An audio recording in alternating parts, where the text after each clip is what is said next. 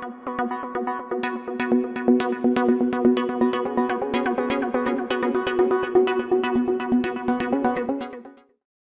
this is me, Rabab Zehra. Welcome to TechX Media. I have with me Tanya Magash.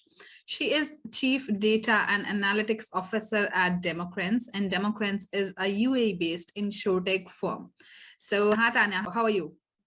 Doing very well, thank you. Thank you for having me.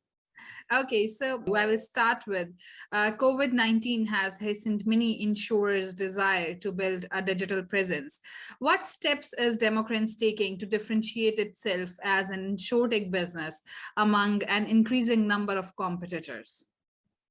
Sure, maybe first by way of background, a little bit about Democrants. So we actually are a white label SaaS technology plug and play provider that sits behind the sales and distribution verticals of the insurance value chain for insurers and brokers. And that's just a mouthful to say that we are the technology that powers websites, API integrations into aggregators, broker portals, and so on for both insurers and brokers so they can digitize their sales.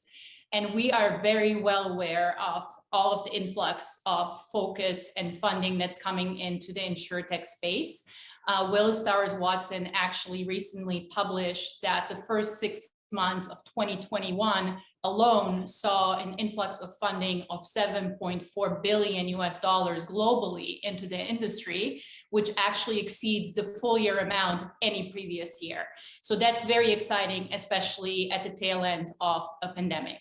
So at Democrats, we're very serious about our competitive positioning, and we do a lot of research to really understand where we fit into this space. I will not bore you with all of our differentiators. I will just highlight 2 of the main ones. The first one is really how we benchmark ourselves.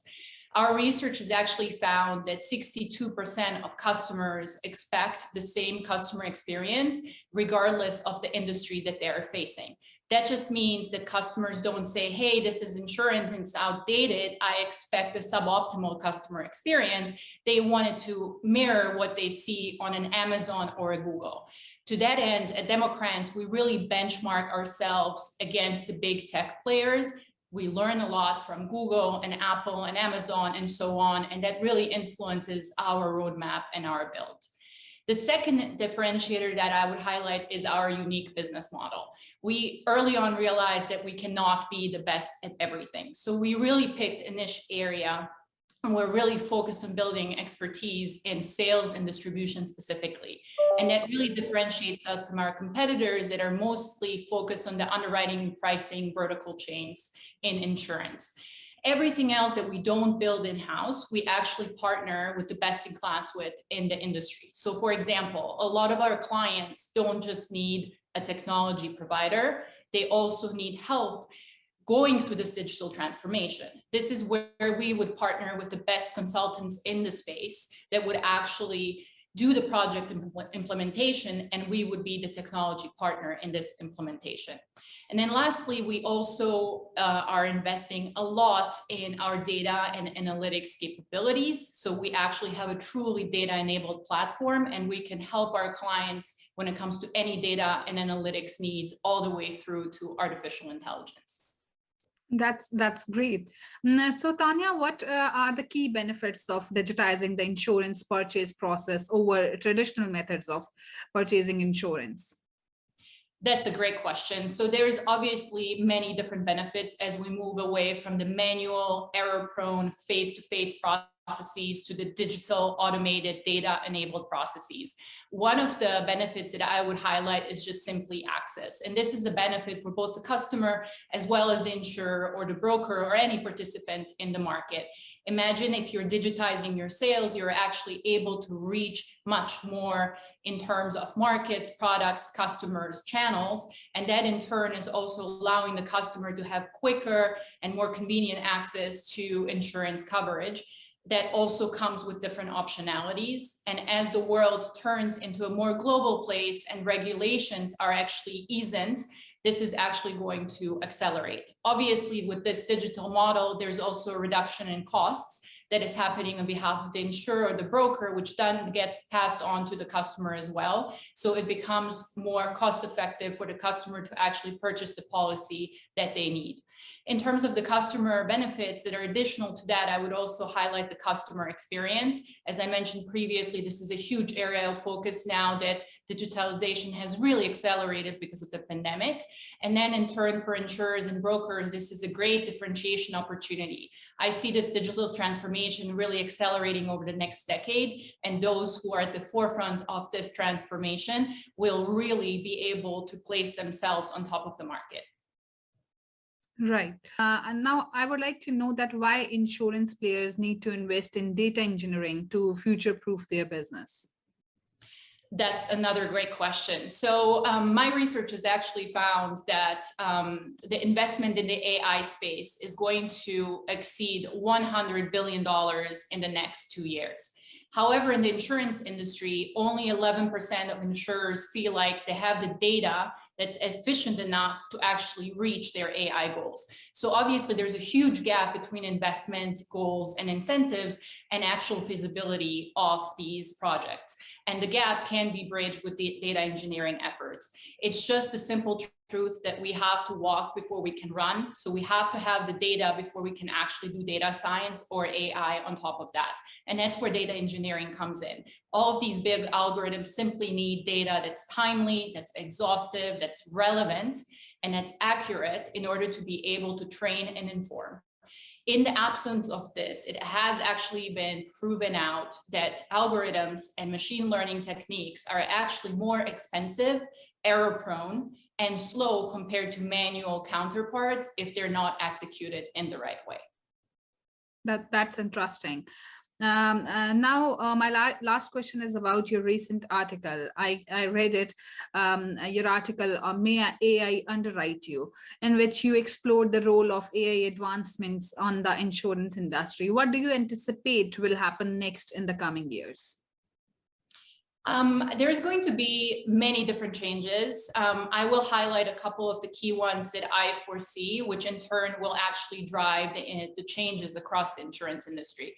So firstly, I would highlight that there is going to be a continued explosion in data, especially that's going to be coming from sensory devices and connected devices. So as you can imagine, the smartphone, the watch, the home appliances and so on will be tracking and generating more and more data. And actually by 2025, we actually think that there's going to be more than 1 trillion connected devices across the world. Obviously, this data then will become an alternative data source for underwriters to use in their risk assessment methods, and that will replace some of the traditional methods that have really commanded the market up until now. The second big change will just be the enhancement in automation. And this is not just relevant to the insurance industry, but also in terms of what we're going to be underwriting in terms of the insurance subjects. So imagine as robotics takes off and there is more self-driving cars or there's 3D printed buildings, these will have to be underwritten differently than traditional subjects up until now. And then thirdly, there will be a clear advancement in cognitive technologies.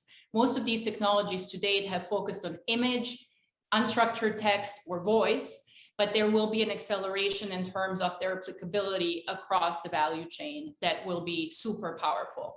So in turn, what are some of the changes that I see in the insurance industry? Obviously, on the distribution side, there will be fewer face-to-face interactions with agents. Agents will largely become educators for those clients that still prefer to hear it from a human being in terms of what the right coverage is for them. Underwriting will become much more automated, and there will probably be less products available in the market in terms of coverage, especially those that require heavy manual underwriting oversight. Claims will be largely automated, and there's going to be a lot of IoT devices that are going to be supporting claims processing, such as drone imagery, taking images of a damage in order to be able to process the claim. And of course, customer service will be largely automated as well. And I think the quality of turnaround time will no longer be measured in hours or days or weeks. It's going to be measured within seconds. But I see the biggest impact actually happening in the pricing space. I see pricing becoming just much more dynamic in real time. So imagine if you have a self-driving car. that is actually directly connected to your insurer and your car insurance policy. And you're on your way to a new place, and the car actually suggests, hey, you should take this route. It's been proven to be less dangerous and has had less accidents. If you violate and you actually take the more dangerous route instead of the safer route, and you choose for the car to drive itself versus you're driving it, that information could be directly sent to your insurer, who will then actually raise your premium to make up for this risk differential and deduct it immediately from your debit account. So it's going to be more of an interactive, dynamic, real-time world, and it's super exciting to see what else is to come. Yeah, this looks so exciting and very interesting. Thank you so much, Tanya, for being here with me today. And I hope our viewers have enjoyed it, and they have got to know more about the InsurTech firm and InsurTech industry. Thank you so much for being here. Thank you for having me.